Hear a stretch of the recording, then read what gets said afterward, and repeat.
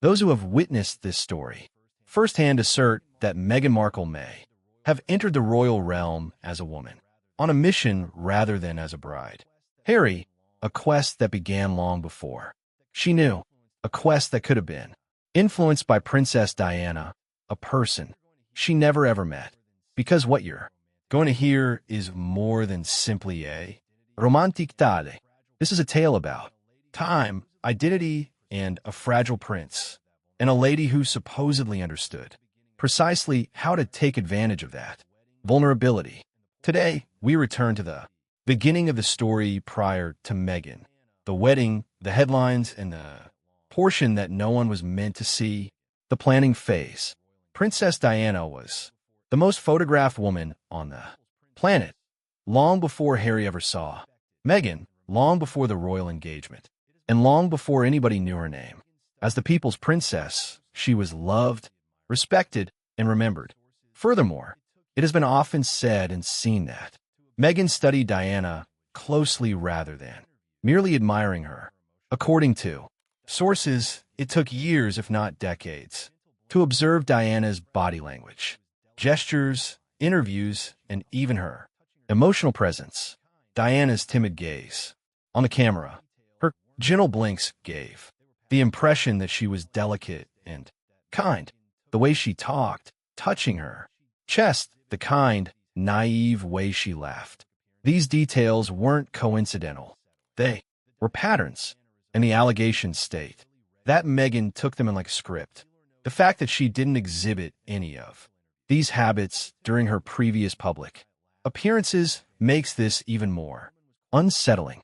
The Giannichi mannerisms were absent from her early red carpet footage, her deal or no deal situations, and her initial interviews. No timid, blinking, no quiet laugh, no Bambi eyes.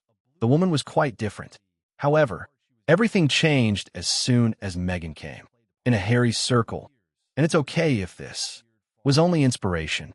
However, the suddenness, the intensity, and the timing all point to something far more deliberate, a blueprint, a study apart.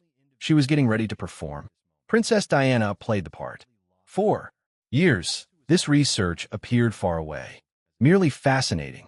But then the pivotal moment arrived, Meghan's realization that she had a genuine route into the royal realm. Prince Harry is the only individual associated with this moment. The prince who had sadly lost his mother. The prince who was harmed by the attention of the world as a child. According to sources, the prince is extremely fragile and emotionally scarred. Meghan is said to have changed. Of course, at that point, the execution phase started once the study phase concluded. She didn't simply reach out to a prince. She went out to the correct one, the one whose emotional wounds made it easier to connect, influence, and become close to him. It wasn't just any romancy. It was an opportunity. According to others familiar with the case, Meghan regarded Harry's suffering as a chance, his want for someone who could relate to him, his pain, his uncertainty. She apparently presented herself as that individual by plan, not by happenstance. After that, she started acting almost precisely like Diana, as though she knew just what would make Harry feel something. This was no longer adoration. This was the implementation of a plan. The elements had already come together in a way that appeared almost too ideal by the time Meghan completely entered Harry's life. Meghan, who had spent years working on sets, studying scripts, perfecting facial expressions, and comprehending how to convey emotion on cue, was on one side. She did more than simply act. It was her training, her tool set, and her skill set. Harry, who had experienced anguish that most people cannot fathom, was on the other side. At the age of 12, he lost his mother. He was raised under a limelight that he never requested. He struggled with loneliness, sadness, and strain. Additionally, royal watchers said that he had severe emotional scars that never completely healed. It was an unbalanced combo. It was unbalanced. She had performed before. He was vulnerable. On an emotional level, she was adept at changing who she was. He was looking for solace and approval. And many who witnessed their early relationship assert that Meghan didn't just walk into his life. A gap was filled by her. Her voice was quiet. She pretended to be sympathetic. She reflected feelings at that precarious time. She became everything Harry needed with accuracy. Not by chance. Harry wasn't just falling in love. According to one source, Meghan had previously prepared him for this job. She appeared to him to be kind, encouraging, and gentle, possibly even reminiscent of the warmth he had once witnessed in his mother. However, the accusations state that this relationship was power in her eyes, because you can influence someone's decisions after you gain their emotions. The plot then takes a different course. Something started to change subtly at first, then more obviously as the connection grew. Harry, who was formerly well known for his boldness, independence, and sense of humor, seemed to disappear. He began doing solely what Meghan wanted according to those acquainted with their relationship. He seemed quieter, more circumspect, and more obedient. His universe gradually becomes smaller than hers. There were allegations that Meghan controlled his actions, whereabouts, and even public interactions. Chilling instances were noted by onlookers, such as when Meghan physically guided Harry during a kiss, dragging him down to her timing and angle, almost if she was acting out the scene for the cameras. Yes, there are minor details, but they eventually build large patterns.